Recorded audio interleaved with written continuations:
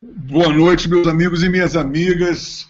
Estamos aqui, são 21 horas e 32 minutos, horário de Brasília.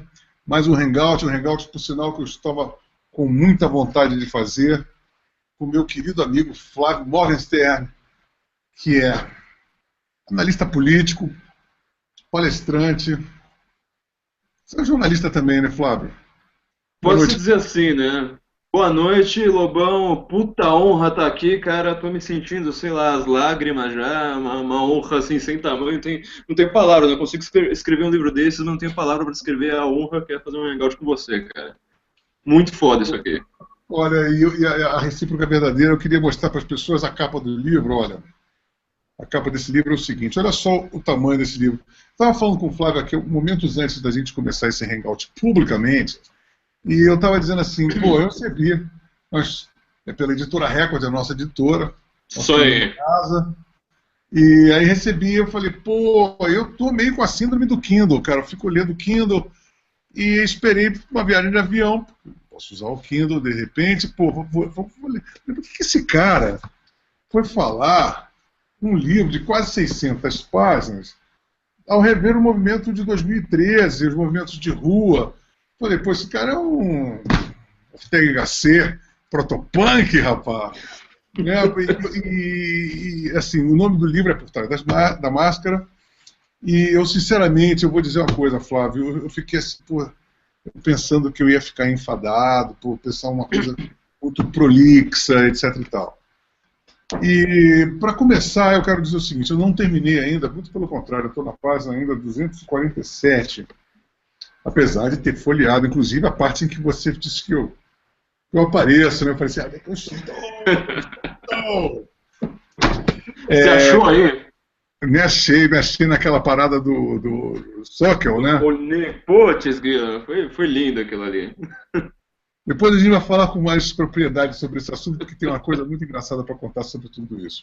Mas eu queria dizer para as pessoas, só como um introito, que esse livro ele correspondeu a um tipo de expectativa minha, que eu sempre falo assim, vamos tirar o hype da esquerda, em termos de estética e em termos de discurso. O livro ele é de uma clareza desconcertante, muitíssimo bem escrito, é super rock and roll, sardônico, sério e erudito sem querer ser pretensioso. O livro desencadeia pela primeira vez dentro da nossa história, porque é um fato histórico, com uma lógica e com uma clareza e com uma sistemática desconcertantes todo o processo de estruturação, né, e de desestruturação dos movimentos de rua que começaram em 2013, com aquela coisa do movimento do passe livre, etc e tal, com um introito maravilhoso sobre o Occupy Wall Street e a Primavera Árabe, etc e tal, e essa coisa se transpondo para um outro nível aqui no Brasil. Flávio, eu vou começar com a pergunta mais óbvia do mundo. Eu queria saber o seguinte, como é, eu, a minha curiosidade, quando eu lendo, eu falo assim, o que esse cara estava fazendo naquele momento? Você já estava assim, vou fazer um livro, vou pegar essa parada toda, não, né? Como é que você começou esse livro? Cara, em primeiro lugar, assim, além dessa puta honra, né, tipo, fico muito feliz aí com todos esses elogios, ainda mais vindo de você, né, tipo, admiro pra caramba aí, né, você também escreve muito bem, é legal quando a gente recebe elogios de quem a gente admira também, né, no mesmo trabalho e Eu que agradeço, vai. eu tenho até uma coisa para te contar, né? Já aproveitando aqui, quando eu mandei para o meu editor a primeira edição desse livro, no Carlos Andreassa, eu não sabia que tamanho que ele teria, né? Porque uma coisa é você digitar no Word, outra coisa é você ver o livro impresso. Isso aí. No E, Word você gastou quantas páginas no Word, só para eu ter uma ideia? pô, eu tava chegando perto de 400, acho que fiz 366 na primeira versão. E Uhum. ele, pra mim era, sei lá, pra mim seria o tamanho de uma dissertação de doutorado, seria uma coisinha assim. Inclusive, aí é engraçado, né? Porque eu peguei o seu livro pra comparar no tamanho das letras e tal, eu falei assim, puta, meu livro do Lobão tá muito menor. Ferrou, ferrou, ferrou.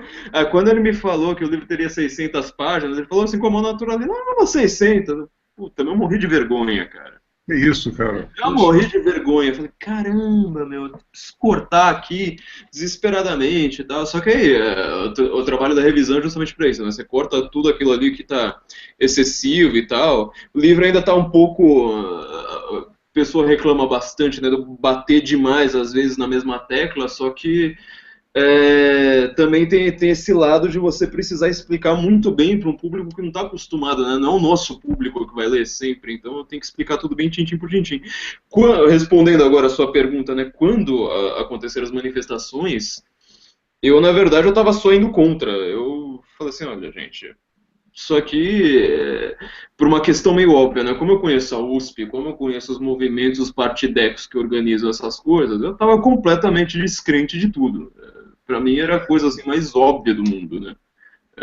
Eu sei que esse pessoal fica fazendo esse tipo de maloqueirice no meio da rua o tempo todo, e eles têm um objetivo claro. Eu falava, pô, gente, mas tudo bem, né?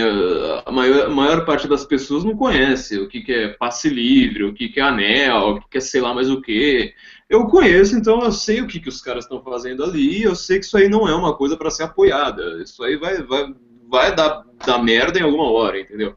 Só que o pessoal começou, como tinha confronto com a polícia e tudo mais, começou a chamar mais gente, então começou a falar, ah, não, mas por 20 centavos, sei lá mais o quê. Eu falei, ó, continuo não apoiando porque isso aí vai piorar. Isso aí existe uma política de massas que ela é extremamente estudada já há muito tempo. Não sou o primeiro a falar disso, e isso aí vai sair tudo errado. Eu só postava no Facebook. Sabe, e foi o que eu escrevi na primeira página do livro ali, uma história real. Eu fui perdendo amigos, assim, né? Sabe, pessoal da faculdade e tudo mais, sabe aqueles amigos assim que você tem meio de ocasião na vida? Não, Pô, mas meu, você falou, inclusive está no livro, e eu inclusive aproveitei isso porque é um fenômeno que acontece de uma maneira mais extensiva, que nunca se perdeu tantas amizades como em junho de 2013, né? foi, cara, pra mim foi terrível, porque assim, eu escrevi alguma coisa, eu vi assim, aquele pessoal que, sei lá, já fiz psicologia por 2 anos, logo psicologia ainda por cima, né? Não, sobrou assim, sei lá, uns 3 da minha sala no Facebook, o resto todo mundo fala, puta, meu, não dá, esse cara tá falando bobagem. Alguns se arrependeram amargamente depois, né? Mas assim, a maior parte das pessoas simplesmente me chutaram. Eu comecei a reparar, falei assim, olha, eu tô ganhando leitores e perdendo amigos, né? É Tô meio ficando que velho. isso, né? Tô ficando velho. Você já Aconteceu isso passou por isso, né, comigo Lobão? também. Mas olha, eu queria dizer para você o seguinte, talvez seja o primeiro livro que eu tenha lido dentro dessa abordagem, olha, isso está acontecendo, etc. e tal, sem que, de uma forma ou de outra, que o livro ele consiga ter uma aura de imunidade a especulações do tipo, putz, teoria da conspiração, etc. e tal. Porque ele é muito bem concatenado, você vai mostrando o que vai acontecendo com muita calma, com muita tranquilidade. De repente, com muita naturalidade, você fala, oh, esses caras são bolcheviques. Pô, é cafona, mas o problema é que a cafonice não é nossa. A gente está observando uma cafonice que ocorre, que é improvável, evidentemente, uma coisa retrógrada, ridícula, patética, mas que, enfim, são grupos articulados, e muito bem articulados nesse sentido, no sentido que você pegou aquele ensaio do Elias Canetti, que eu achei maravilhoso, que é aquela coisa das massas de que 12 pessoas transformam 0,1% do PSTU em 89% de aprovação numa coisa difusa, né, aquele sentimento difuso das massas, e toda essa progressão, e como o Slavoj Zizek foi muito bom também, a primeira esculhambada categórica, rock and roll do Slavoj Zizek. Cara, eu não assim, é triste para os meus leitores que eu vou contar isso só agora, mas meu, não recomendo que ninguém leia o capítulo sobre Slavoj Žižek em público, né? Porque assim, acho que você vai passar por uma certa vergonha se você fizer isso. O Slavoj Žižek, puta, meu cara, assim, não foi um esforço da minha parte. Eu iria comentar o que o Slavoj Žižek, eu falei assim, eu vou escrever aqui umas 2 páginas sobre o Slavoj Žižek, já que ele é o grande articulista do Occupy. Só que pra você falar isso, você precisa mostrar como a filosofia do cara é ridícula. E cada vez, assim, tipo, cada página que eu leio dele, eu falo, meu, não é possível.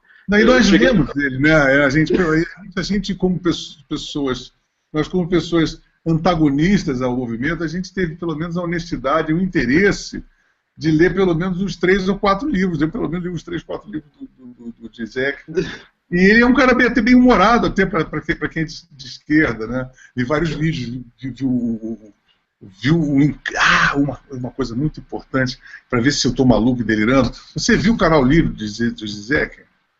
Ah, não, cara, eu sei lá, Não, eu tenho um certo limite, né? A de Zizek, cara, quando ele diz uma coisa que, pô, até hoje eu não sei se ele está brincando ou não, porque perguntaram a ele sobre o Stalin, etc, e tal, sobre o comunismo, Search of a Lost Cause, ou coisas parecidas, e ele dizia assim que havia uma diferença pungente no stalinismo do Hitler, por exemplo, que nos campos de concentração do Hitler não havia, como nos gulags, um afeto daquele cara que queria ser fuzilado pelo Stalin, por motivo natal. O cara do Stalin, ele mandava uma carta para o Stalin, e ainda abria um parênteses, ele mesmo que fosse sob pressão, comovente, declarando-se amorosamente ao Stalin. E você viu, tem um vídeo que ele entra na casa dele na Eslovênia, e tem uma foto do Stalin, e ele fala, isso aqui para sacanear vocês, seus reacionários. E aí que você fala sobre aquela coisa também que é muito importante dentro de tudo isso, que nós vamos chegar no fora do eixo, e que eu acho que o Zizek é o cara que promove o absurdo, né, a não realidade. Né, você vem para a rua, tipo, proteste pelo protesto, que foi, acredito que tenha sido esse mote. Queria que você falasse sobre essa estrutura aí. Cara, é assim, o Zizek, né, para quem não sabe, o Slavoj Zizek é um filósofo romeno que ele é o grande chamador, né, desses movimentos de massa pelo mundo. Ele foi o grande articulista do Occupy Wall Street, né, na verdade, assim, justamente respondendo agora a pergunta do Lobão, né, primeiro, na verdade, as pessoas vão pra rua, depois elas vão querer saber o que é. Isso é a grande tese do livro. O movimento de massa, quando eu uso essa acepção movimento de massa, eu quero dizer uma coisa específica, né? Qualquer movimento que tenha muita gente na rua. O impeachment do Collor não foi um movimento de massa nessa acepção do termo, né? A marcha da maconha, todos eles têm um mote específico. As diretas já, elas querem uma coisa, na hora que elas têm aquela coisa, acabou o movimento. Já o movimento de massa, que foi o que aconteceu em 2013, ele é todo mundo indo pra rua e ninguém sabe o que quer, entendeu? Se as pessoas fossem lá conversar umas com as outras, seria facada, porque ninguém lá concordava com quem estava do lado. Mas lá estava todo mundo gritando sobre slogans genéricos, né? Quero saúde, quero educação, quero sei lá mais o quê. Mas todos tinham uma coisa em comum, todos queriam um Estado babá. Todo mundo quer Estado, né? Porque assim, é uma matemática elementar. Se você tá com um monte de gente na rua, querendo, pedindo educação, saúde, segurança, alimento para os filhos, Bolsa Família, sei lá mais o que, você tá pedindo essas coisas genéricas, quem é que vai te dar essas coisas? Foi o Estado, esse Estado cada vez maior, entendeu? Então, por definição, os movimentos de massa, na história, você vai ver a história dos movimentos de massa, todos eles acabaram não com o Estado grande, mas com um totalitarismo brutal. O primeiro grande movimento de massa da história que a gente consegue ver é a Revolução Francesa, né? Você vê lá todo mundo na rua, ninguém sabendo bem o que é, pautas difusas, apartidário, descentralizado, sabe? A mesma papagaiada que aconteceu aqui em 2013. Agora extremamente estudada, sabe? É morosa, cansativa, chata pra caramba, assim, repetitiva. É um estudo de rebanho, né, Flávio? Vale a pena ver de novo, né? Se você quiser ver televisão 3 horas da tarde e ir pra rua, você vai ter o mesmo efeito. Então, quando acontece esse movimento aí, as pessoas não sabiam o que estavam fazendo, elas começam a falar assim, bom, já que tá todo mundo na rua, né? No caso do Slavoj Zizek que a gente tá falando, foi no Occupy Wall Street, né? Mas aqui aconteceu a mesma coisa. Primeiro, você chama a gente pra rua com algum motivo, né? No Occupy Wall Street inventaram lá uma encrencazinha, e aqui foram os confrontos com a polícia nos protestos do movimento Passe Livre. No caso do Radiohead. Lá eles inventaram, cara, ninguém sabe dessa história no Brasil, né? Achei que, assim, seria E ainda queimaram o passe do Radiohead, né? Depois que eles nem souberam que foram convidados. Por causa de um boato que inventaram, e eu achei o cara que inventou o boato, tem uns links no livro, assim, do cara comentando como é que ele inventou esse boato, como é que ele tapeou todo mundo. Ele inventou que o Radiohead iria fazer um show de graça no Occupy Wall Street, porque no primeiro momento do Occupy Wall Street, quando você faz um movimento desse, você fala assim, vamos fechar a rua, vamos lutar contra isso, vamos lutar contra as empresas, sei lá mais o que, quem que aparece? Só um bandinho de hippie ali, sabe, aquela turma chata, sindicalista, essa raça de sempre aí, que ninguém gosta, ninguém vai com a cara. Então o cara falou assim, olha, precisa ter mais gente aqui, precisa ter mais gente normal, né, sobretudo, não precisa ter só essas pessoas barbudas aí, sem ser, tipo, igual eu e o Lobão, né. Barbudos, precisa ter um pessoal mais, assim, tipo, limpo, né, e tal. E aí o cara inventou que o Radiohead iria fazer um show ali de graça. O Radiohead estava estourando no momento, né? Uma banda esquerdista, por sinal. Teria tudo a ver com o Occupy. O cara inventou e não avisou o Radiohead, não fez nada. Simplesmente todo mundo apareceu por causa do tal do show do Radiohead. Cadê o show? Não teve. Mas aí encheu de gente. Quando enche de gente é que você consegue trabalhar aquelas pessoas, né? Então como é que você trabalha? Você vai infundindo sentimentos genéricos, né, que eu chamo no livro de sentimentos difusos no ar. Isso. Porque você não tem uma pauta clara. Se você tiver uma pauta clara, por exemplo, olha, nós queremos defender, sei lá, no Occupy Wall Street, o Obamacare. Aqui você quer defender o passe livre. Quem é que vai para sua festinha? Só quem já concorda com aquilo. E quem concorda com aquilo é uma minoria tão ínfima, cara. Quem que acredita em passe livre? Do chão, né? Você não lota um Fusca, entendeu? Quem é que acredita? Nem na esquerda, pega esquerdista mais radical por aí, sabe? Vai ler Carta Capital, vai ler Caros Amigos, essas revistas de gente retardada aí. Cara, não tem um que acredita em passe livre, sabe? Porque é óbvio que não funciona. Uma ideia estapafúrdia, entendeu? Então os caras vão lá, começam a colocar uma pauta genérica. Não é mais por 20 centavos, não é mais por passe livre, é por transporte. A pauta agora é transporte. É por saúde, é por educação, sabe? Só aquela coisa assim que, no geral, todo mundo quer, sabe? Você conhece alguém que não queira educação, saúde? Ninguém. Só que eu quero saber como é que você vai aplicar aquilo ali, entendeu? Então, você não fala, você simplesmente deixa aquilo ali no ar. Isso aí é uma coisa histórica, entendeu? É uma coisa que as pessoas precisam saber. Isso aí não é uma invenção minha. Tem uma literatura mais extensa, cansativa sobre o tema. Agora, uma pausa. O que eu acho que é importante para o cara que está vendo, interessante, é a tua explicação irrefutável da matemática do passe livre. Pois é, cara. De você transferir a taxa para o imposto, de você que está reclamando do poder, do dinheiro, fortalecer, tornar o empresário, que é justamente favorecido por causa das leis de concorrência super suspeitas, que você vai fortalecer o empresário desonesto e você vai favorecer o político que pega a grana para a campanha desses empresários honestos, vai inchar o Estado. E a conta matemática diz: não existe Estado grátis, não existe almoço de grátis. E isso, cara, você tem uma explicação tão clara, tão assim, pô, cara, é irrefutável isso. Então, assim, no transcorrer dessa narrativa, também você tem uma matemática absolutamente clara, assim, para qualquer pessoa, isso você conseguiu atingir com toda a certeza de que as pessoas têm todo acesso. Olha, isso é um absurdo.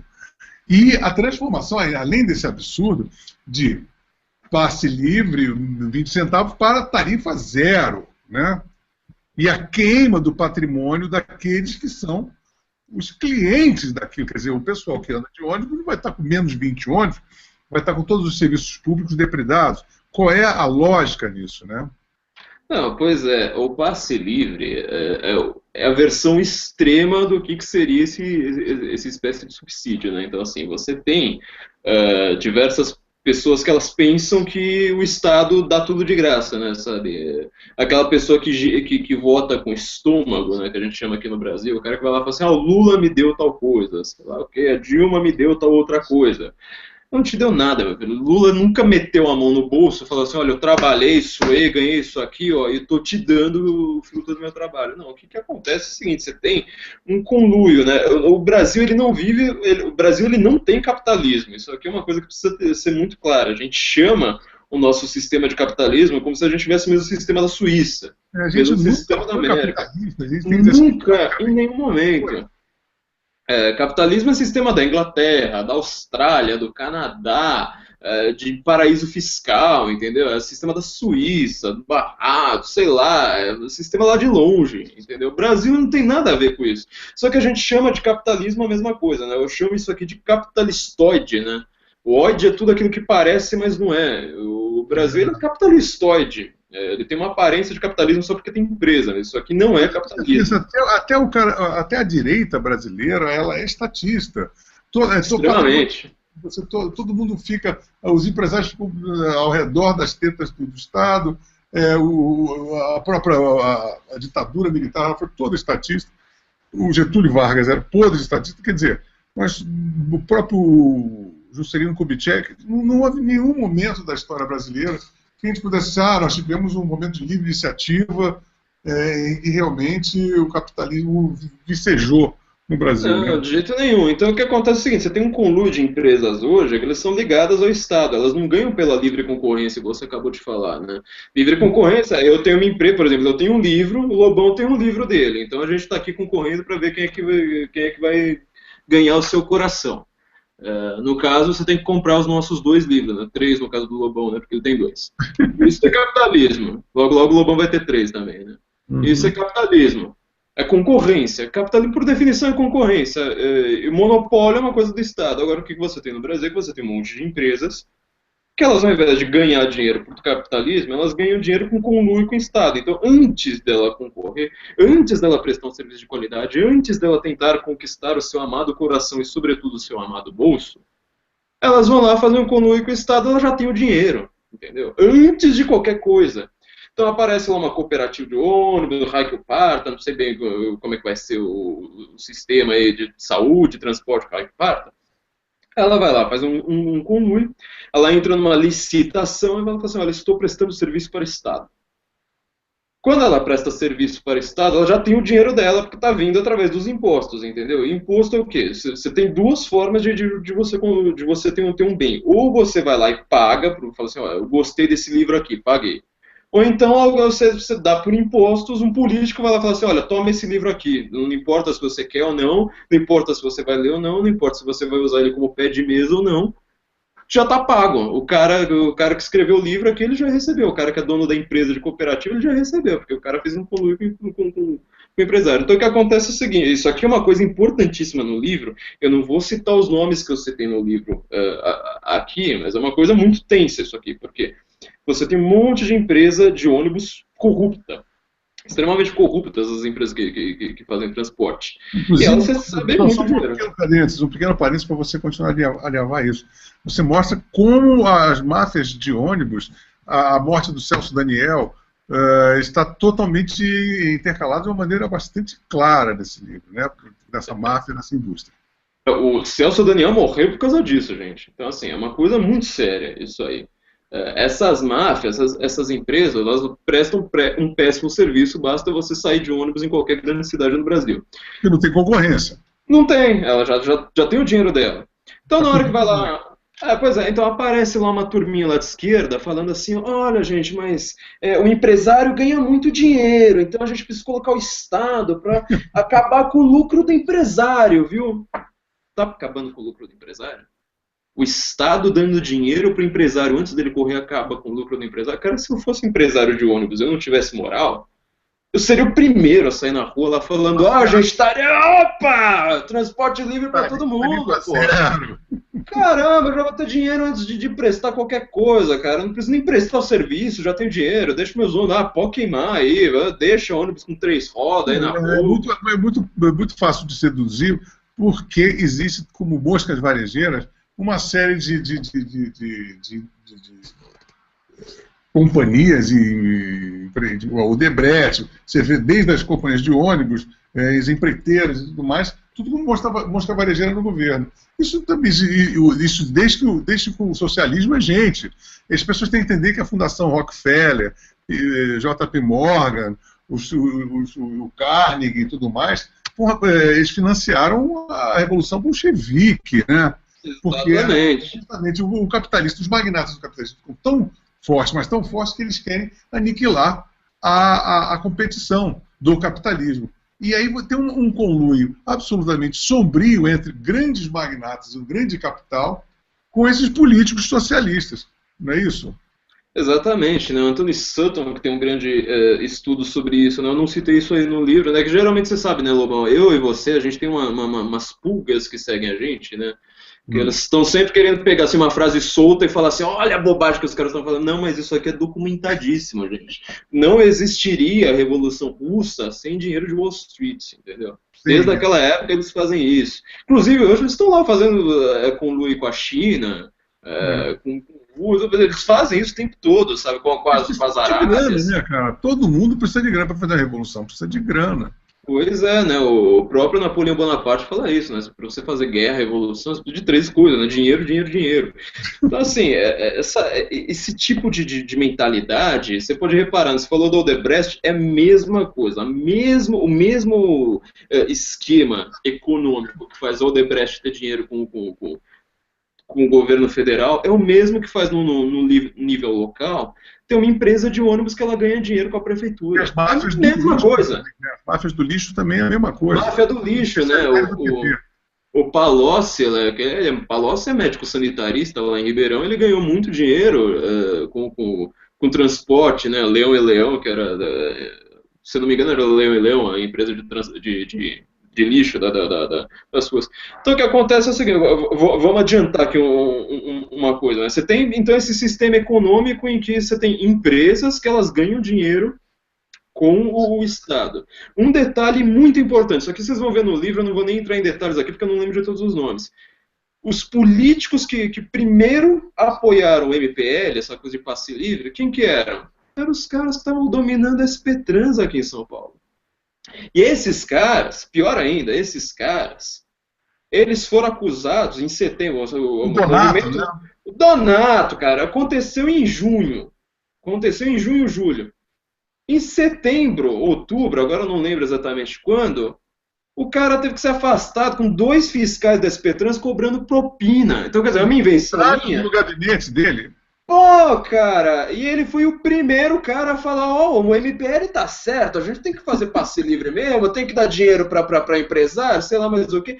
Quando os assessores dele foram presos, os 2 assessores foram presos, ele acho que só foi afastado.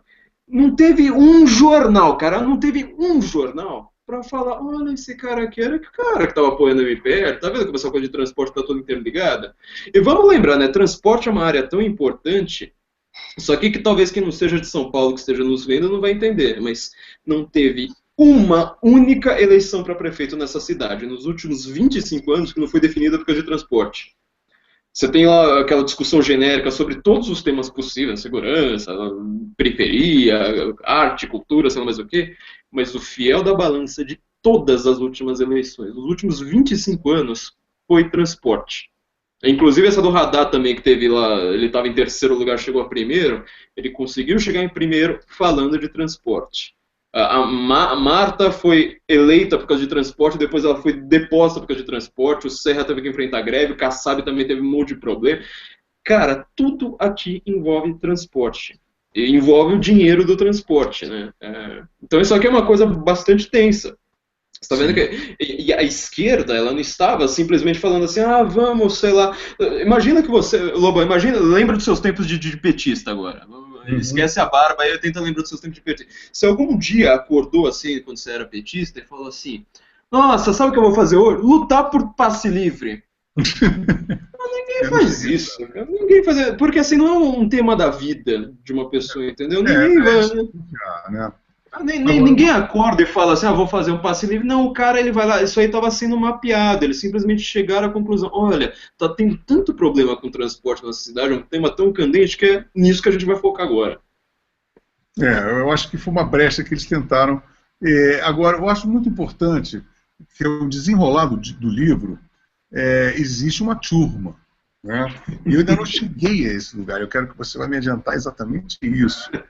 Porque nós temos o pessoal do MPL, aí vem os black blocs que você explica de uma maneira muito clara e muito brilhante, que ele não se trata de um partido, ele é circunstancial, ou seja, qualquer pessoa que esteja pacificamente sendo um militante, manifestando do PT, do PSTU, do PCO, de manhã, pode botar um um turbante preto e virar um black bloc circunstancial. Ele não é uma organização organizada, vou dizer assim, né? E enquanto que, aí sim nós vamos chegar, eu acho que essa é a minha curiosidade, né? É no lugar que nós temos que ver que são os verdadeiros articuladores. Você fala sobre o Bruno Torturra, você fala sobre o Pablo Capilé, e ainda, como eu estou na página 247, e eu vi ainda, já dei uma folhada, que você tem provavelmente um dos maiores e extensos ensaios sobre o Fora do Eixo. Né? Então eu queria saber, porque parece que isso aqui tem todo um enredo, e tudo me indica sobre a mídia ninja, que é um outro braço repórter do Fora do Eixo, né?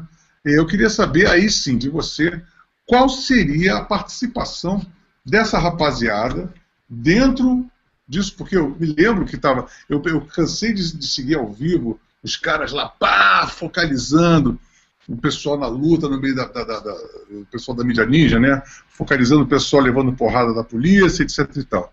Eu queria saber como é que você concatenou isso. Bom, esse aqui é realmente o ponto mais espinhoso para a gente. Eu vou só fazer uma introdução antes, Lobão. Você é músico e você acabou tendo que fazer essa coisa chata, porque a nossa política é chata de quer falar de política, né? Como a política realmente nós somos obrigados, porque a gente não gosta. É obrigado, isso é falar outras coisas. Eu também, cara, eu queria ser músico originalmente, né? Música, assim, tipo, eu amo a música me odeio, eu sou muito ruim como músico, mas eu iria falar sobre literatura. Eu falo de política porque eu sou obrigado. E como você falou no comecinho aqui do Hangout, né, a grande questão para mim é uma questão estética, para começar, né? As pessoas elas chegam a conclusões políticas primeiro por questões estéticas, né? Eu sempre tive problemas com Chico Buarque, por isso que eu acabei nunca sendo de esquerda. Eu também, uma coisa que eu estava esperando ficar inteligente para gostar do Chico Buarque quando era criança. Aí você foi ficando inteligente, foi gostando cada vez menos, né? Cada vez menos, eu estou com 57 anos e estou cada vez achando ele mais que da morte. Ele, aquela Tropicália, aquela coisa toda. Não, pois é. Então, o Fora do Eixo, ele chega exatamente nesse ponto, porque o que ele é? Ele, em primeiro lugar, aquela galera galerosa, assim, sabe? Se você já entrou numa universidade de humanas, numa faculdade de humanas, assim, a parte de humanas das universidades, isso aconteceu comigo, sabe, várias vezes. Você chega lá, tem uma galera que já quer se sentir enturmar, fala, cara, isso aqui é legal, não sei mais o que, vem aqui pra gente, nós somos... E os caras não falam o que eles são, eles nunca vão falar assim, olha, nós somos o PSTU, nós somos um partido trotskista, nosso objetivo é instaurar a ditadura do proletariado, e a gente quer que você seja a nossa massa de manobra e você vai apanhar da polícia na nossa frente. Eles não falam isso, eles falam, vem cá... Assim como você falou assim, o Mao Tse Tung jamais disse, olha, vamos matar 60 milhões de pessoas. E o Hitler, né? O Hitler é a mesma coisa. O objetivo dele, você pode ver, assim, todo mundo fala assim, mas o povo alemão votou no Hitler. O objetivo do Hitler nunca foi fazer o Holocausto. Ele nunca disse isso. Muito mais a favor dos pães integrais, do arroz integral, né, do vegetarianismo, do que queimar judeus nos campos de concentração. Como eu disse na hora que eu estava falando do sentimentalismo, né, dos slogans, isso é estudado, toda a revolução começa abstrata, saúde, educação, depois que ela vira concreta, aí que a coisa fica tensa. Então o que acontece é o seguinte, você tem o Fora do Eixo, que é basicamente um grupo maluco, gente assim, umas ideias bem estranhas, mas muito estranhas mesmo. Eu senti que você ficou muito tocado com isso, né? Cara, é assustador, cara. Não dá. E eles eram um grupo também estético, sabe? Eles são um grupo assim de queria financiar músico, queria financiar teatro, artesanato. Nunca ouvi falar de nenhum grupo que eles tenham feito, assim, mas enfim, os caras estavam lá tentando ser uma espécie, assim, vamos dizer, de uma editora ou de uma gravadora independente. Só que aí eles tiveram uma ideia, também é uma ideia estudada, sabe, Antônio Negri é um grande articulador disso, que é você fazer um comunismo dentro do capitalismo. Acho que eu não usei essa expressão dentro do livro, mas ela é muito comum. O que é isso? Você vai lá, fecha uma comunidade, sabe? Igual você fazer uma comunidade hippie no meio do mato. Só que agora você vai fazer uma comunidade hippie com dinheiro, para você ganhar, entendeu? Para você financiar essa comunidade hippie. Então o que você faz? Você vai lá, fecha lá uma galerinha, faz sua própria moeda. Exatamente, você cria sua própria moeda, que é para não ser rastreado, sei lá mais o quê. E o que você faz? Tipo, você vai lá, faz um showzinho. Você vai lá, financia um showzinho de alguém. Aí você precisa pagar a banda. Como é que você paga a banda? Bom, você paga a banda com a moeda interna da sua comunidade, e você só pode comprar coisa dentro da própria comunidade. Entendeu? Então, quer dizer, você é um sistema que ele supostamente ele se autofinanciaria, só que obviamente que, meu, ninguém vive, sabe? A gente gosta muito de arte, só que ninguém come disco, né? Ninguém, sei lá, se Nem alimenta vive com... de moeda podre, né? Porque afinal Não, não você tem como. Então, o que acontece? Tipo, o fora do eixo, assim, antes de ser esse fora do eixo, os caras já tinham uma puta fama de caloteiros, entendeu? Todo mundo que já trabalhou com o Pablo Capilé, com essa turma, todo mundo saiu sem dinheiro. Não tinha um que saiu com dinheiro. Mas os de caras forma conseguiram. cruel, de forma cruel, né? Todos de uma forma muito cruel. Puta, tinha gente ali que, sei lá, né? Tem umas histórias no livro, né? Gente assim que foi lá, fez um documentário, foi viajar, foi fazer sei lá mais o quê, largou faculdade, passou meses lá trabalhando com os caras, sei lá mais o quê, vai lá, faz um documentário e fala assim, ó, quero meu nome no documentário, né? Afinal foi trabalho. Não, não foi o trabalho seu, foi o Não trabalho tem do fora do individual, não. não tem indivíduo, aqui é só coletivo, né? Só tem coletivo. Se você quiser sair daqui, não vai ter nada desse filme, não vai ter nada do seu nome nesse filme, ninguém nunca vai saber, você não vai poder colocar no seu currículo, você não vai receber um centavo dele depois de royalties, porque não foi seu, né, supostamente. Então, quer dizer, é um sistema bizarro, um sistema, assim, assustador. As histórias que aconteceram lá dentro foram extremamente assustadoras, mas, bom, na hora que os caras conseguiram se financiar, adivinha como foi, Lobão? Imagina como é que você consegue se financiar com um sistema desse. Só uma dica: Estado. Foi obviamente através do Estado. Os caras foram lá e começaram a se envolver com política, por quê? Porque eles precisavam financiar essa porcaria. Mas sabe Obviamente, quem eles não botou conseguiram. sabe quem botou esses caras no Ministério da Cultura? Eles eram ligados à Ana de Holanda, não era? Fui eu. Puta, Lobão, cacete, cara. Que vontade de te dar uma porrada agora e não dá? Mas sabe por quê? Agora eu só para te dar uma alinhavada. Quando nós estávamos com a cena independente em 2001, 2002, florescendo no Brasil inteiro, estava lançando a revista Outra Coisa, eu falei com o Fabrício Nobre, que é um sócio do Pablo Capilé, e era um cara que tocava numa banda e foi um dos grandes empreendedores dos festivais em Goiânia. Ele é de Goiânia. Agora ele é um secretário, está na Secretaria de Cultura do Marconi Perillo. E ele é assim com o Capilé. E aí eu, muito ingenuamente, eu falei, pô, Fabrício, eu vou botar, você estava o Gil na cultura, eu estava com o trâmite com o Juca Ferreira, eu falei, olha, a gente precisa, eu falei assim, a gente precisa fazer um mapa em que eu estava interessado em distribuir a minha revista em todos aqueles mapas de territórios independentes, e precisava de uma circulação, ou seja, pegar uma banda que estivesse no Rio Grande do Sul, tocar no Acre, o pessoal do Acre tocar em Minas Gerais, o cara de Minas Gerais tocar em Mato Grosso. Então eu pensei, esses caras estão empreendendo um monte de festivais, os festivais estavam florescendo, uma grande diversidade musical estava acontecendo naquele momento. Então eu peguei aqueles caras e botei eles no ministério. Bom, aí fui seguir minha vida, né? Eu sou um imbecil, eu sou uma besta, eu juro, desculpa. Olha, na próxima edição aqui já vai ter umas páginas a mais só pra falar mal de você. Tá, mas aí olha só o que acontece. Minha introdução desse pessoal ao Ministério, eu soube assim, esse rapaziada está indo para Londres gastar uma grana. Aí sabe o que acontece? Acontece que com a lei da cultura, rapaz, os caras pegavam a lei da cultura dos incentivos fiscais para fazer o tal do festival, para pegar e pagar os caras. Aí botava o line-up do festival para dirigir Kombi, a chicote, e pegava o quê? Uma parte substanciosa daquilo e ia para Londres. Pô, imagina, ele pensava assim, bom, se eu mesmo toquei e fiquei dentro de um puteiro em Goiânia para tocar no Goiabada lá, o Bananá. Entendeu? Então é o seguinte, a gente continua no puteiro, continua com esse budget horroroso, eu pego esse dinheiro, que são 10 vezes a mais, põe no meu bolso, pô, vou comprar uma casa, vou para Londres e tudo mais. E foi o que aconteceu.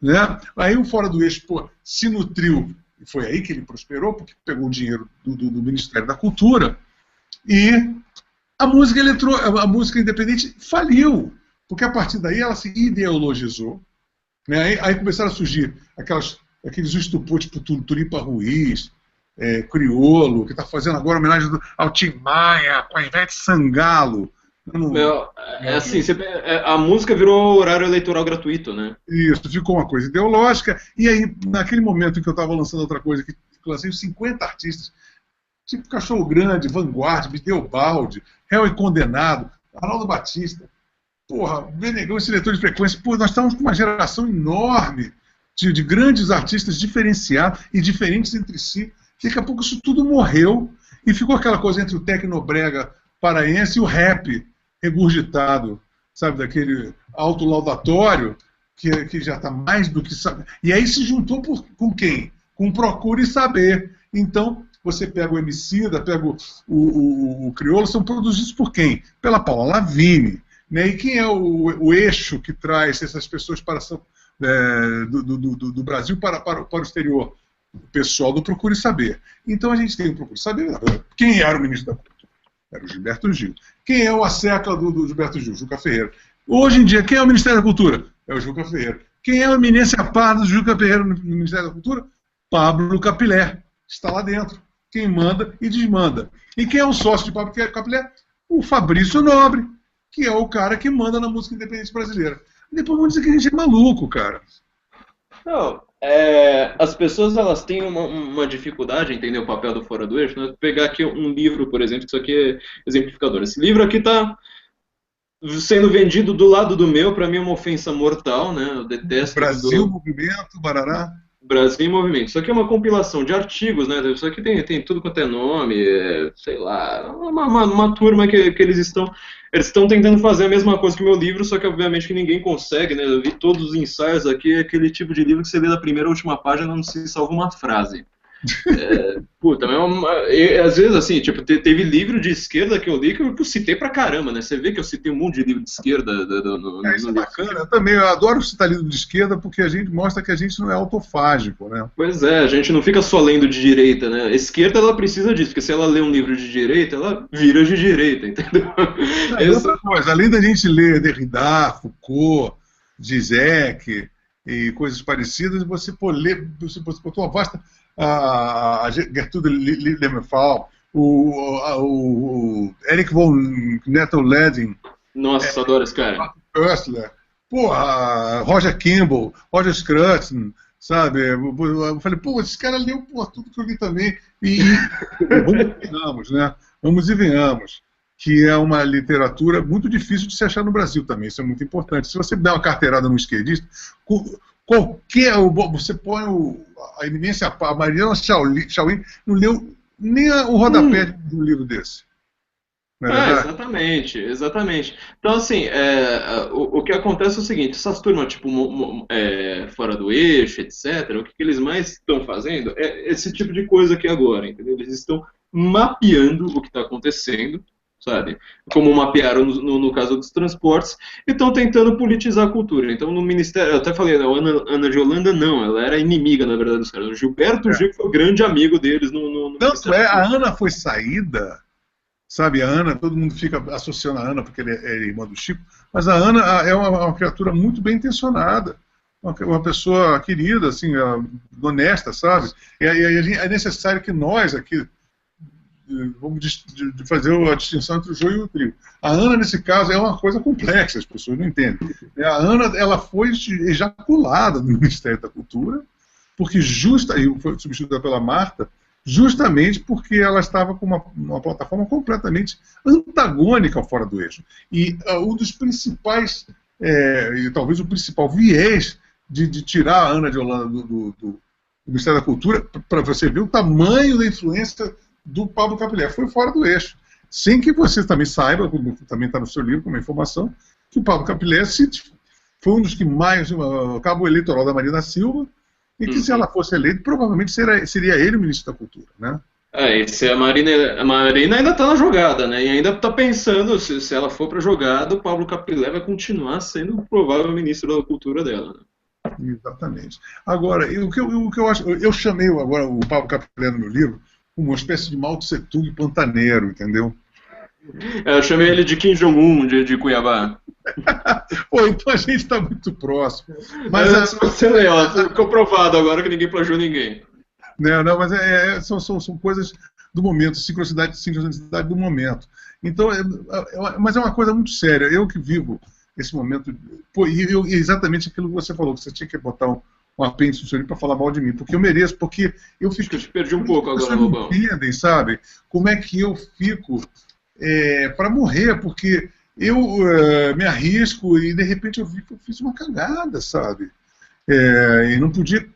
E pensa bem, cara, a gente está com uma cena absolutamente efervescente, muita coisa acontecendo, e de repente, como é que eu poderia imaginar que um babaca que detesta autor, que detesta músico, que acha que músico não pode ganhar dinheiro, não sei o quê, que nunca leu um livro como Pablo Capilé, pudesse se tornar um tirano e não sei qual tipo de carisma.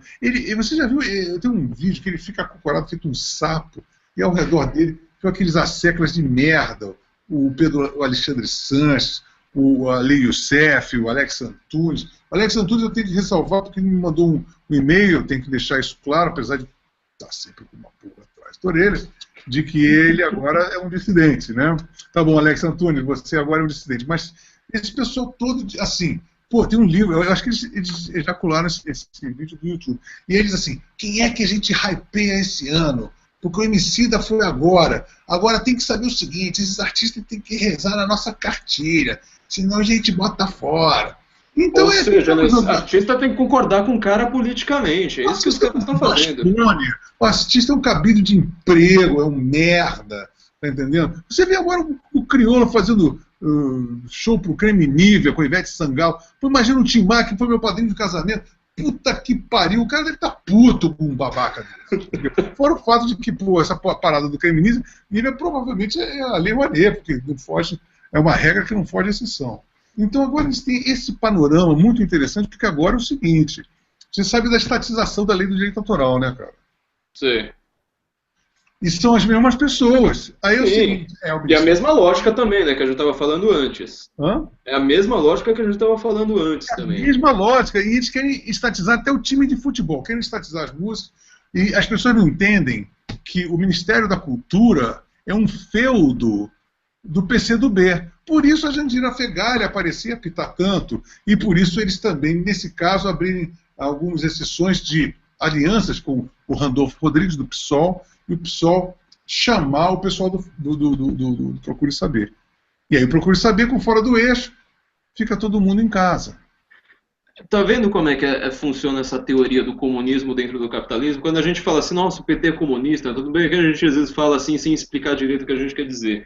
Mas, nossa, aparece tudo quanto é artigo de jornal, retardado de blog, essa turma aí que nunca estudou nada a respeito. Acho que a gente ainda está falando de Lênin, quando a gente está falando de Negrita, falando de uma coisa bem mais avançada. Fala assim, nossa, olha lá, o Lobão falou que é tudo comunismo de novo. Não, cara. A grande ideia é que você comece a estatizar tudo ao mesmo tempo, de uma maneira assim que ninguém percebe. Então, fora do eixo é isso aí. Fora do eixo, ele antes de ser uma coisa cultural, porque o Pablo Capilé, como você falou, meu cara é um analfabeto, o cara não lê livro, ele fala isso com todo orgulho, ele fala que é mídia ultrapassada, o cara que ele tá pouco se lixando para os artistas que ele tá jogando no mercado. Não, ele não tá se lixando, não. Ele tem ódio do artista, ele tem ódio do autor.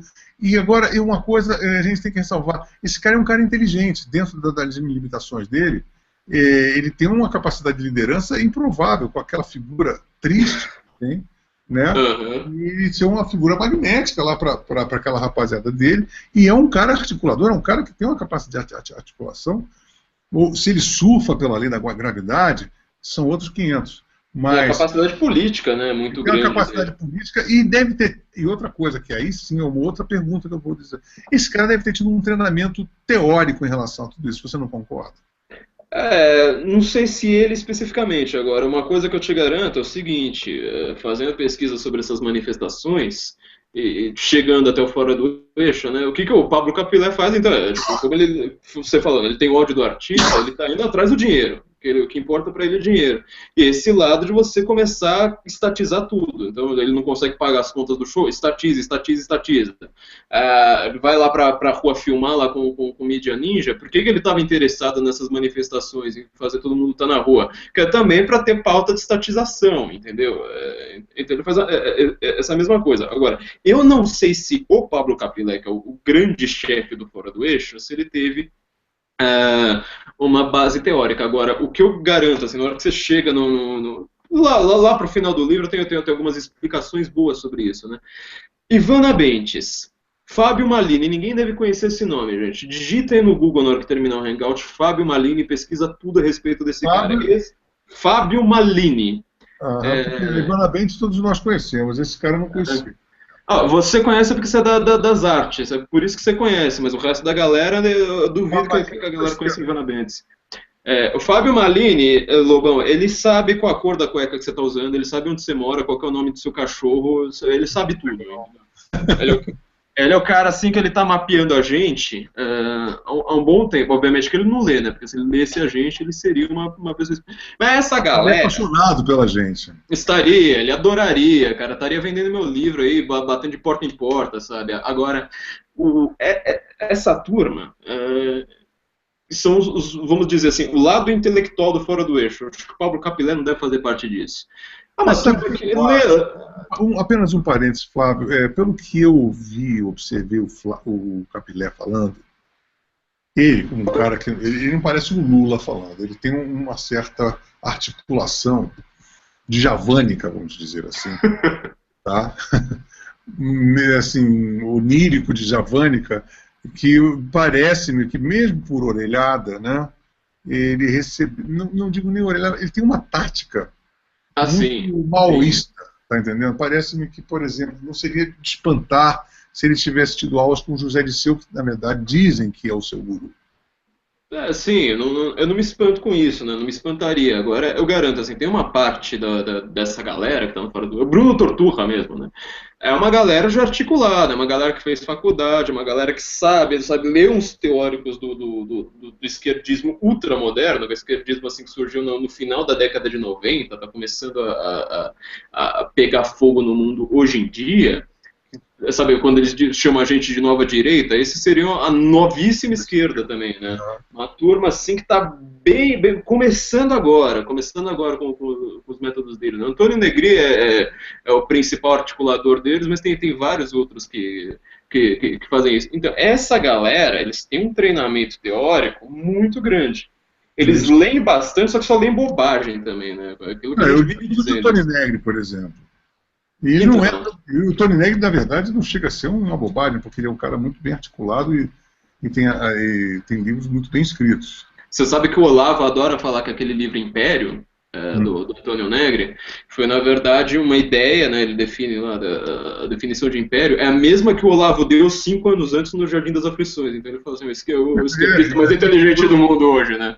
Na verdade, você que leu e eu que li o Jardim das Aflições e lemos o Império, realmente procede. Há indícios, né? A ideia é muito parecida mesmo, você vê que ele chega a umas conclusões bem parecidas. E o Antônio Negri, ele é o grande articulador da ideia de comunismo com multidão. O que estava nas ruas, né? Por que esse pessoal quer chamar tanta gente pra rua, quer fazer filminho lá, falando, olha, o policial bateu aqui, vamos pra rua agora, porque o policial não pode jogar bomba no povo. A utilização como propaganda, né? Exatamente. Por que eles querem toda essa multidão? Porque eles sabem que esse comunismo moderno, essa ideia nova do que vai ser esquerda depois que caiu o Muro de Berlim, como é que você vai criar essa nova crítica ao capitalismo, ela depende de você ter muita gente. E esse muita gente é se muita gente não eleitoral. Acabou. O gramscismo ele é eleitoral, né? O PT é gramscista. Agora, o que vai sair dessa nova esquerda é uma coisa, às vezes, muito mais perigosa, que é o que aconteceu em 2013, porque você tem, sei lá, a PSTU eleitoralmente tem 0,1% do eleitorado, só que uma organização criada pelo PSTU tem 89% de aprovação em questão de um mês. Um mês, velho.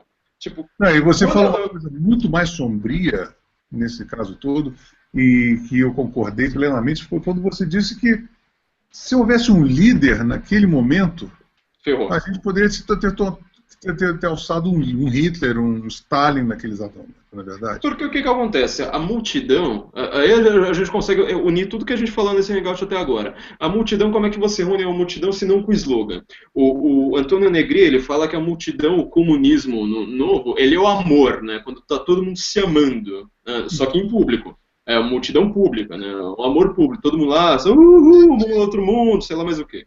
Isso é o novo comunismo. Essa multidão, como a gente falou aqui, ela só existe por slogan genérico.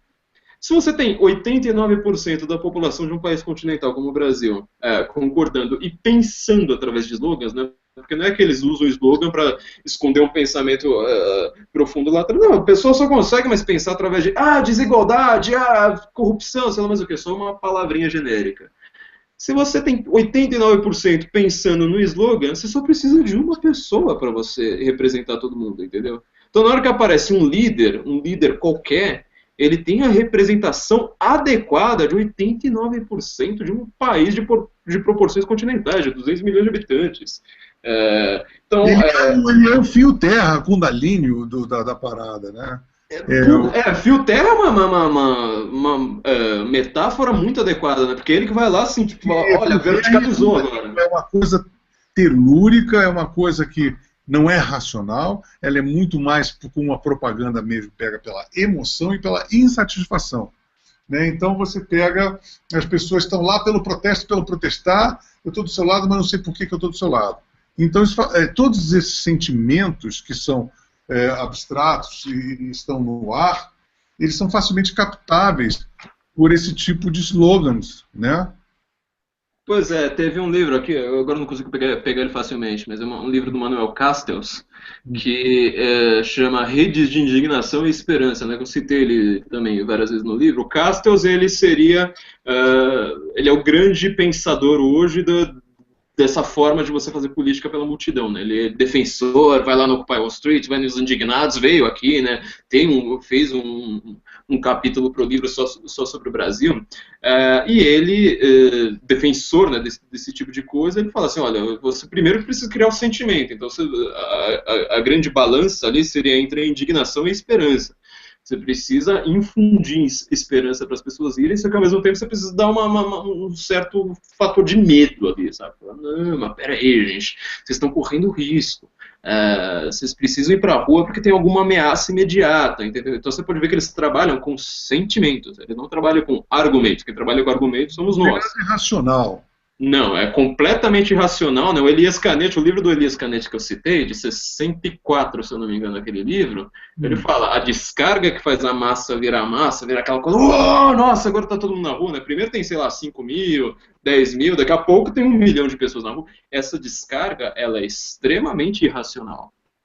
Porque racionalmente ninguém faz isso. Racionalmente não sai por aí, sabe, com um monte de gente que eu não conheço, sabe, falando, somos todos irmãos, sei lá mais o que, isso aí não faz o menor sentido. Então você precisa ter esse momento, assim, e é rápido mesmo, né, assim, todas as revoluções, assim, é do dia para a noite mesmo, isso aí não foi uma particularidade do Brasil, é sempre do dia para a noite, é completamente racional. E outra coisa que você também informa nesse livro, que eu acho muito importante, que me falou até então, foi o seguinte, de haver um determinado estudo de ciência política de que o socialismo do século XXI ele é muito mais aparentado ao fascismo do que o socialismo do século XX, né? Exatamente, né? Você falou isso, eu falei, pô, mas eu estou vivendo isso, meu Deus do céu. Cara, quando a gente... Você pode ver, né? A esquerda adora xingar toda a direita de fascista e associar a direita ao fascismo. Por quê? Quando eu vou xingar um esquerdista, eu não falo, seu social-democrata. Eu não falo isso porque é o que o cara é. Entendeu? O cara vai falar, tá bom, eu sou. Então você xinga a pessoa, a ideia de um xingamento é sempre essa, você xinga a pessoa do que ela não é. Por que a gente fala filha da puta? Porque a gente sabe que a mãe do cara não é puta e que ele vai se ofender por uma questão ali de parentesco. Então, assim, toda vez que a esquerda xinga a direita de fascista, ela não percebe que ela prova que a direita não é fascista. Porque se a gente fosse, a gente iria falar, somos, e daí, né? A gente tá aqui elogiando Mussolini o dia inteiro, mas não. Então, o que A gente acontece? tá, pô, imagina com o retrato do Duce do lado, né? Né, tô aqui sempre, né, com minha suástica no braço e tudo mais. Não, não, ela xinga porque nós não somos, nós não somos fascistas. Só que o socialismo do século XXI, isso aí fica muito claro na figura do Hugo Chávez, né? Tem um artigo no Implicante que fala sobre isso, né, lições de Hugo Chávez ao Brasil. O socialismo do século XXI, ele não parece mais aquele socialismo da revolução. Ele não parece mais o socialismo ali de você ter caserna, sei lá, gente com uniforme militar. Você pode ver que militar agora é uma coisa extremamente de direita. Agora você tenta lembrar de como era o socialismo na década de 50 para trás. Só tinha vocabulário militar, né? O Fidel Castro só se apresenta com uniforme militar, até o Hugo Chávez é militar. Comandante, né? Pois é. Agora, esse novo socialismo, ele, em primeiro lugar, né, quem é que gosta de estatização? Quem é que falou, né, o tudo dentro do Estado, nada contra o Estado? Quem gosta disso é fascista.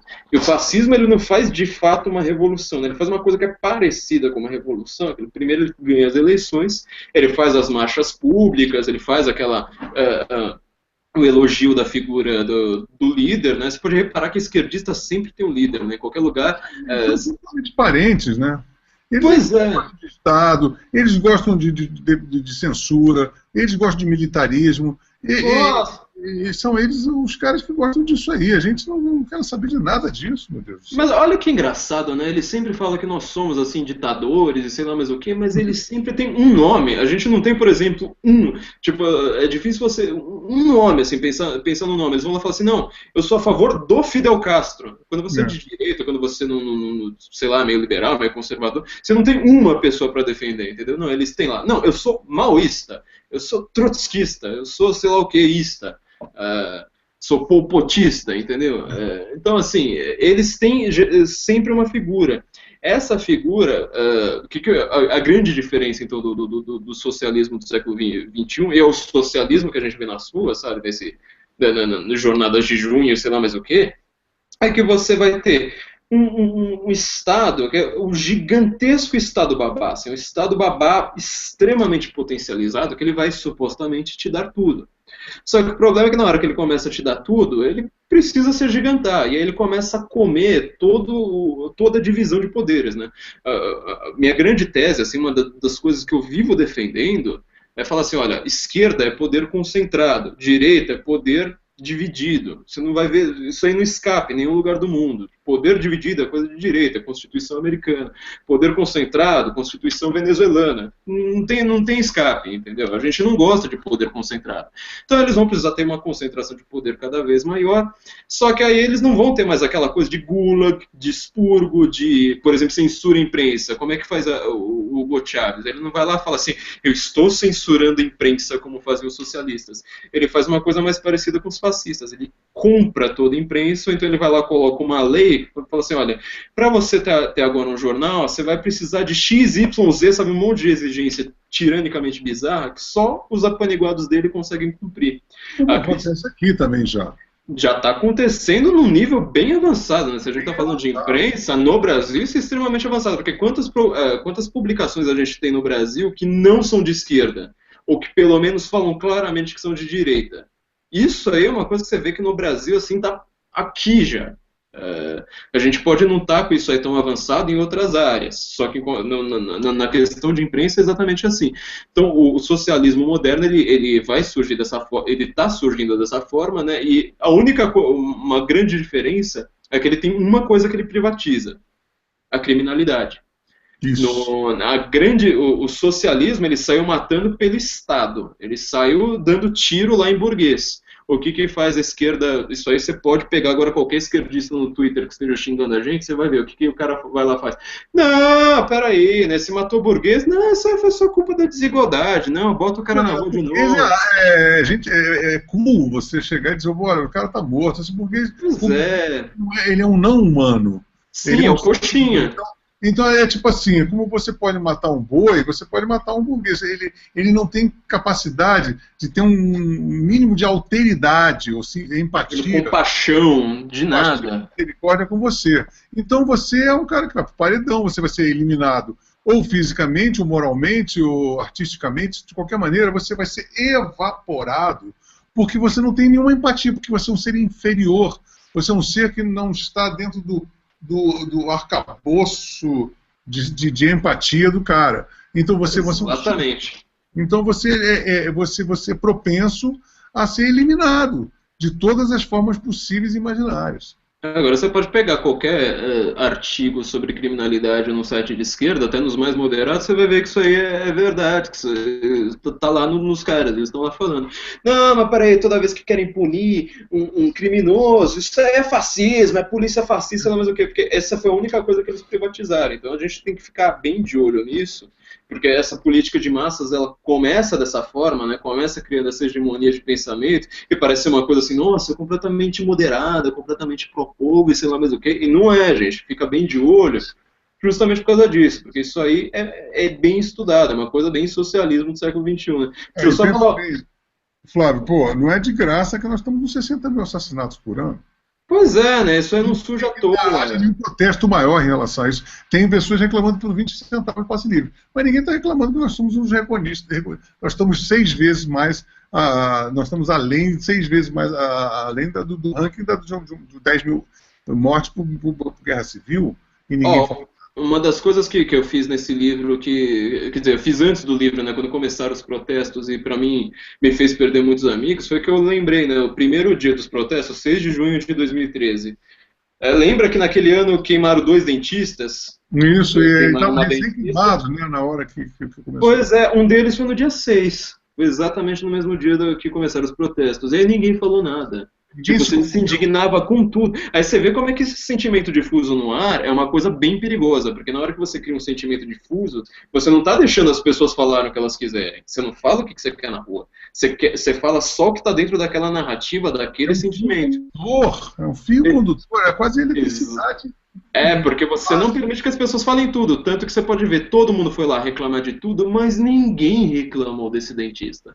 Porque não era uma pauta das suas. Não era uma pauta assim que falasse, vamos aumentar as penas para homicidas e crimes hediondos. Não, de jeito nenhum, ninguém vai falar uma coisa dessa. Porque é tudo dirigido por um sentimento. Manuel Castos, o livro dele, está bem claro nisso. Ele quer dirigir por um sentimento do tipo, não, vamos pensar no Estado como um pai bonzinho. Vamos pensar no Estado como uma coisa bonita. Não vamos pensar no Estado como o cara que vai punir bandido, de jeito nenhum. Por isso não é de graça de acharem que o Lula é o pai dos pobres e a Dilma é Dilmãe, a maninha e tudo mais. E esses e outra coisa, muito aparentado aquele líder máximo do fascismo, né? Exatamente, né? Você vê como é que a linguagem que eles criam, né? Isso aí vale outros estudos ainda. A linguagem é completamente sentimentalista. Porque a massa, né? O grande psicólogo das massas, o Gustavo Le Bon, ele fala: a massa ela só reage ao que é exagerado, ou que é extremamente grandioso, ou que é mínimo. Então, assim, você não tem tipo, um pai da nação, é uma coisa assim, vai tocar no seu coração agora. Você não vai pra rua. Você vê que a propaganda do PT toda, na verdade, propaganda, tem que deixar bem claro, propaganda é sentimentalismo, propaganda é emoção, não é racional. Você nunca vai ter na propaganda um elemento racional, ele é tudo emocional. Exatamente, né? Quando você tem o marketing político, você vai ver que o marketing político estava inteiro nas ruas em 2013. O que a gente chama de propaganda eleitoral obrigatória, né? Você pode reparar. Eu estava vendo um programa do Partido da Universal, esqueci como é que é a CNPR, sei lá qual que é. Ele tinha os mesmos slogans, ele falava a mesma coisa que estava nas ruas em 2013, entendeu? Então você tem tanto o marqueteiro que está lá criando a narrativa das ruas, como você tem os caras lá mapeando, falando, o que a gente vai falar nas próximas eleições? Porque a gente vira líder de toda essa turba de 89% de aprovação.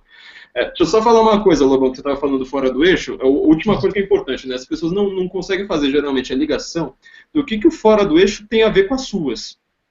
A coisa mais importante, fora os videozinhos que eles faziam, que era videozinho para chamar todo mundo para rua, né? Mas isso aí para mim é o de menos. Isso aí não, é o que menos importa, porque videozinho assim todo mundo fez, inclusive gente que não tinha nada a ver com fora do eixo, gente que não concordaria com fora do eixo se soubesse o que é, também fez. Mais importante que eu comentei no livro é o seguinte. Em acho que foi 2013, no começo de 2013, mas talvez tenha sido em 2012. Eles lançaram um PDF, um livro chamado Movimentos em Marcha. Eu deixei o link para o PDF no meu livro. que era esse livro? Eram artigos do Bruno Torturra, da Ale Youssef, de um monte de gente, sabe? Aquele cara, o diretor de teatro lá famosão, que adora gente pelada. Toda essa galera, entendeu? Do Celso? Zé Celso Martinez Correia, tava lá ele lá também, com o artigo. Então, assim, eles fizeram todo um mapeamento do que eles queriam fazer de uma manifestação. Então, assim, e eram artigos já, alguns de 2005 e tal, da época que o MPL foi formado, e aí onde que eles publicavam esses artigos? Revista Trip, um monte de revista assim, sabe aquelas revistas cool? Revista só para adolescentes? Você fala, nossa, Sim, que legal. quase rock and roll. É exatamente rock and roll, porque assim, dizer, exatamente quase rock and roll, né? Exatamente quase rock and roll, porque aquela revista assim meio galerosa pra você falar assim, nossa, agora eu tenho um papinho descolado pra conversar com você, só que na verdade é revista. Descolado, essa é a palavra. Então você pode ver que ela é cultural, antes de ser política ela é cultural. É um hype que eu tô falando, essa coisa do hype. Exatamente. De ser estética, de ser, como é que você falou, de ser, tipo, ser de esquerda é legal, né? Aparentemente é legal. Então, onde é que eles publicavam? Eles não publicavam uma carta capital, eles não publicavam em revista de política, eles publicavam em revista de cultura, de galera, de olha, vamos lá, curtir as minas e tal. O que eles estavam fazendo? Isso aí foi em ordem, acho que está meio em ordem cronológica. O livro tem artigo da Ivana Bentes, né, tudo mais. Ivana Bentes, gente, quem não conhece Ivana Bentes também, ó, Google Ivana Bentes, ela é a pessoa que mais vocês têm que se preocupar neste país, neste momento. Quando eles foram fazendo artigos em ordem cronológica, mostrando que eles falavam assim, olha, primeiro teve uma manifestação aqui, sei lá, por exemplo, o exemplo que eu mais usei no livro, porque ele é o mais didático, né, por exemplo, você faz a Marcha da Maconha. Quem que aparece na Marcha da Maconha? Aparece sua avó? Aparece, sei lá, seu pai? Aparece alguém que tenha um doutorado? Não aparece. Vai aparecer sua adolescente, vai aparecer gente bacana. Cool, assim, né? Tem que ser cool. Parece que era cool, entendeu? Aparece o cara que te apresentou as minas do DCE. É um cara descolado.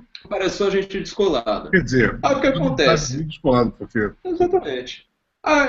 No primeiro momento da Marcha da Maconha, o que acontece? É um saco. Eu já fui em manifestação, eu já fui em muita manifestação na minha vida. Eu também. Tipo, puta, é um saco, velho. Você chega lá, fica andando, ninguém tá fazendo nada. Vamos deixar bem claro assim. Pega pra cacete, meu Deus. Eu acho que o grande ponto gravitacional da nossa revolução ante esses caras é tirar o hype desses caras, que esses caras são muito cafonas.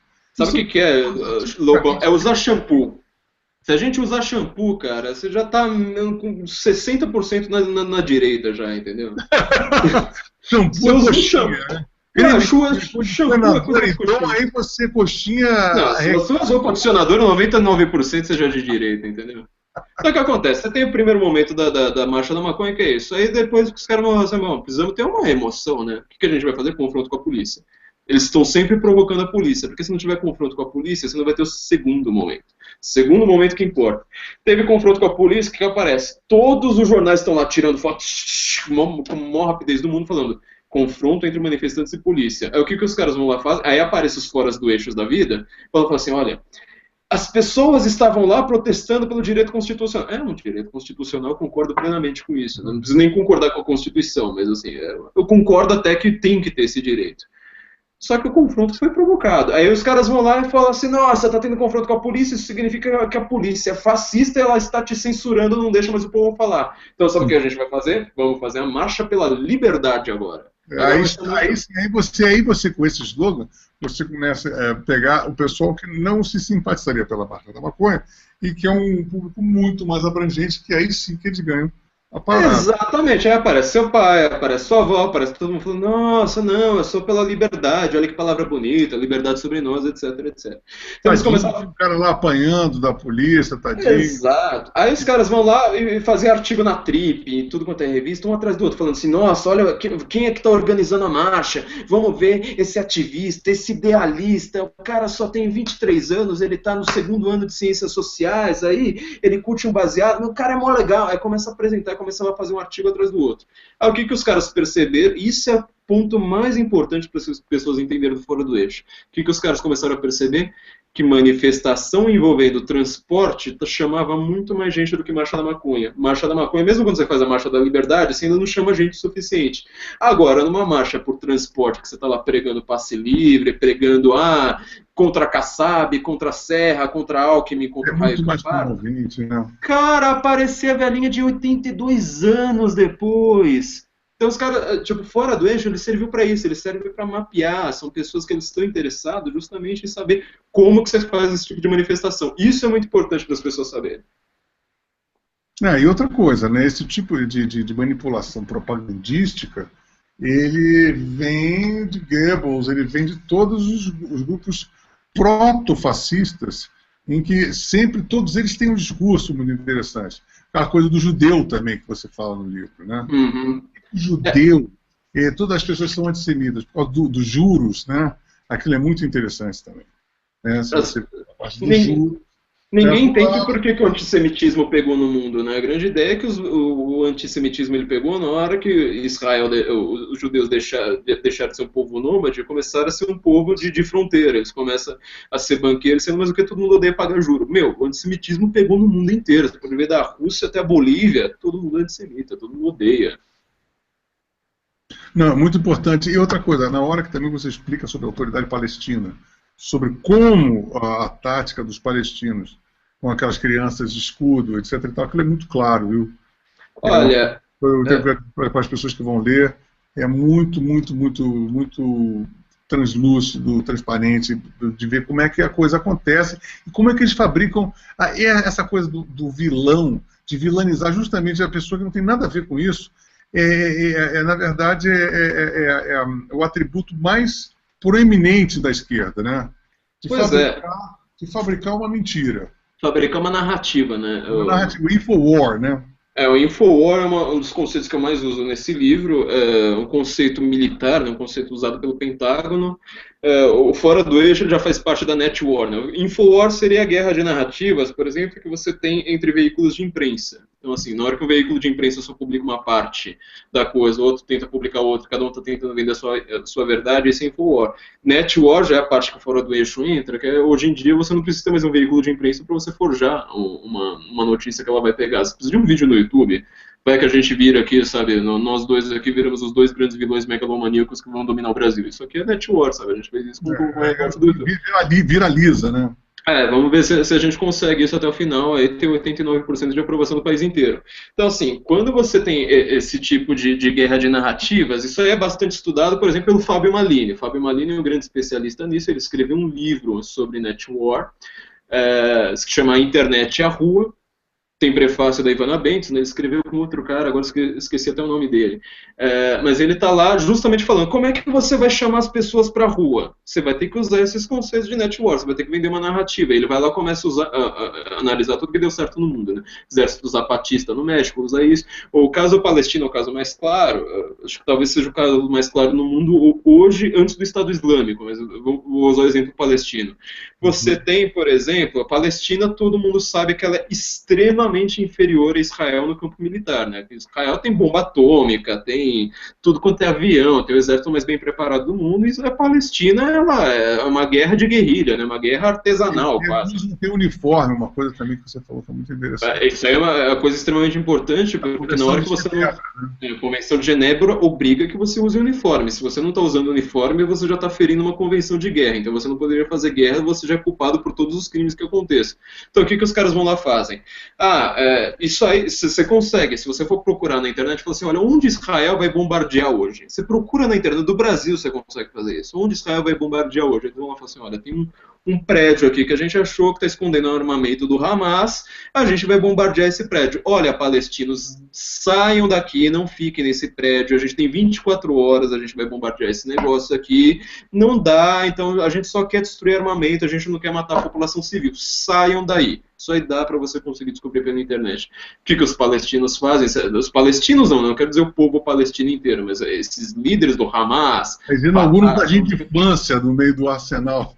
Porra, né? Eles colocam velhinho, colocam criança, colocam o raio que o parto, falando assim, olha, se vocês bombardearem, vocês vão matar civis. O que Israel tem que fazer? Tem que bombardear com uma precisão cirúrgica para não ter baixa civil nenhuma. Se tiver uma pessoa que perdeu o braço ali, meu Deus do céu, Israel matou de novo inocente, olha de novo esse Estado fascista, nazista, sabe que eles chamam de judeu de nazista e fascista, né? De nazista e sionista ao mesmo tempo. Pois é, olha esse Estado, não sei mais o que, blá, blá, blá, blá. Então, quer dizer, Israel ganha no campo militar, mas perde no campo da narrativa. Eu tava vendo, olha, coisa engraçada, né? Eu tava vendo uma série, um episódio de uma série que chama The Good Wife, que tem um episódio lá que aparece um judeu, ele comenta rapidinho, ele fala uma coisa que podia estar no meu livro, né? Ele fala assim, olha, uma mulher palestina deu à luz numa maternidade israelense. Teve uma notícia no Israel Post. Agora, uma mulher judia dá à luz numa maternidade palestina. Cara, tá em todos os jornais do mundo. Você chega na China, chega, sei lá, na Argentina, tem uma notícia sobre isso. É Infowar, isso é network que acontece hoje. E é assim que você chama a gente pra rua, né? É verdade. Flávio, é o seguinte, cara, o que eu quero dizer, que o nosso papo, a gente tem que fazer mais um hangout sobre isso, porque a gente precisamos. Não só porque é o livro, porque o nosso momento ele é muito complexo, né, cara? Eu quero mostrar para vocês mais uma vez o livro. É um livro muito importante para vocês entenderem exatamente o que está acontecendo nesse momento, sem nenhum tipo de pieguice, nem teoria da conspiração, nem coisa nenhuma. Por trás da máscara. Flávio, foi um prazer, cara.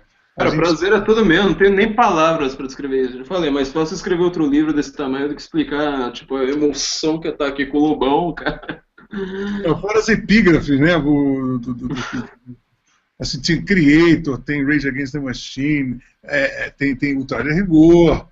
Tem Black Sabbath, tem uma porrada Pô, cara, o livro tá metal, cara. Ruim pra caramba, né, cara? Pô, o livro, você acordando no dia do rock também meio metal, né? Então é isso aí. Próximo vai ter bastante Lobão também.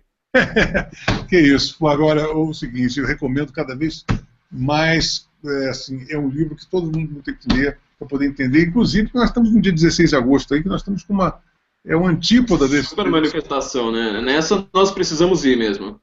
Que esse é um movimento de massa. A obstruir uma via de trabalhador, tem direito de ir e vir, mas que o Brasil inteiro tem que estar lá, todo mundo dia 16 de agosto, todo mundo escolando esse livro aqui, Flávio Morgenstern, Por Trás da Máscara, Flávio, Power to the People Right On, diria já, aqueles tais. E boa noite para todo mundo. E valeu, galera. Eu fico muito feliz aqui, Lobão, é uma honra enorme. Meu, sempre que quiser estamos aí, minha agenda tá sempre livre para você, cara. Valeu aí, galera que curtiu e tamo aí, vamos agitar e conhecer bastante coisa. Flávio, foi um puta hangout, cara. Eu acho que as pessoas adoraram também. Sim, espero. Valeu mesmo, Lobão. Valeu, galera. Boa noite. Então, cara, até mais. Um abraço.